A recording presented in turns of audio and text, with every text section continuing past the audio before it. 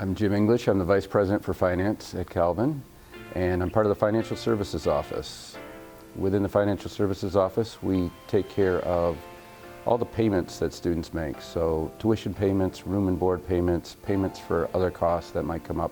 Those are all handled by our bursar within the Financial Services Office. Most of the time, students will interact with our office online, but occasionally students will have questions and they'll come into our office to ask about something that's on their bill that they're not sure about.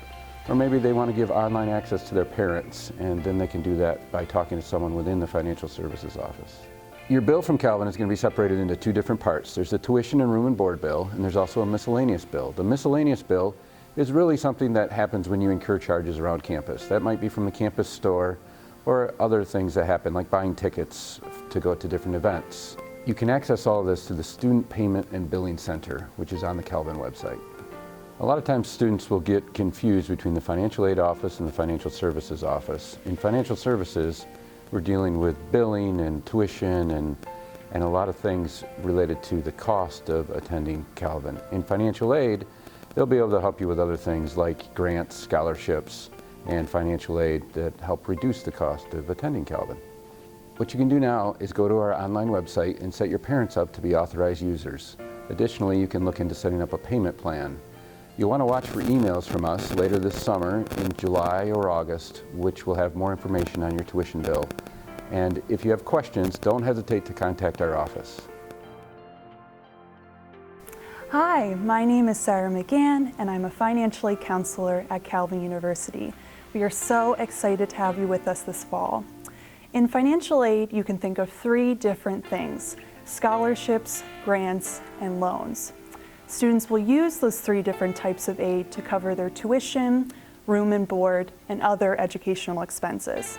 In the financial aid office, we spend a lot of time meeting with students and parents to answer their questions, lay out financial aid opportunities, and help them figure out what their next best step is. Students are coming to the financial aid office for a lot of different reasons. It may be to submit paperwork that we requested to help them qualify for additional financial aid. They may be coming in to ask about taking out their federal student loans or applying for other loan opportunities. Or it may be looking at next year too and kind of problem solving those questions. So for example, we have students come in about what a course load difference may mean for their financial aid, or going on an off-campus program and what that may mean. It may also look like, if I live on campus versus off campus, how will that financial aid play out? A question we often get in the financial aid office is, do I need to reapply for financial aid each year? This has a yes and no answer. No, in that some types of aid will automatically renew if you meet the scholarship criteria. For example, an academic scholarship will automatically renew each year if you meet the GPA requirement. On the other hand, things like federal student loans or grants require that you file the FAFSA each year to be eligible for future years too.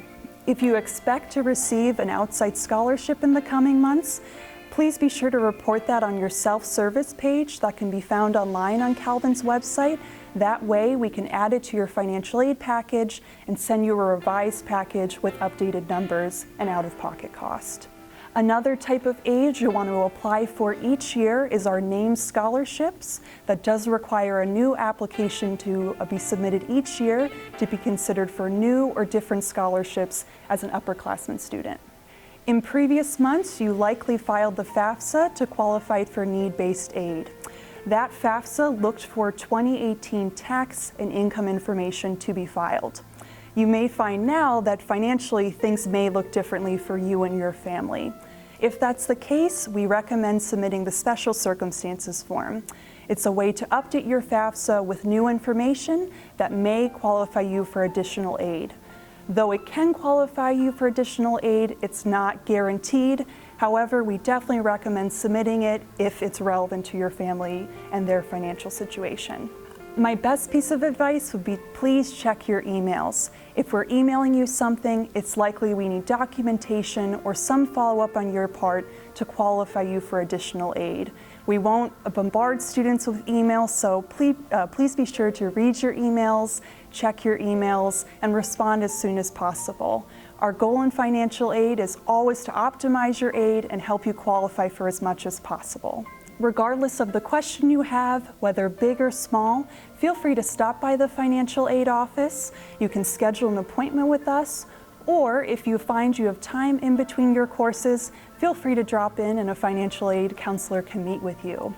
Feel free to send us an email too, or give us a call, and we'd be glad to discuss whatever questions you may have.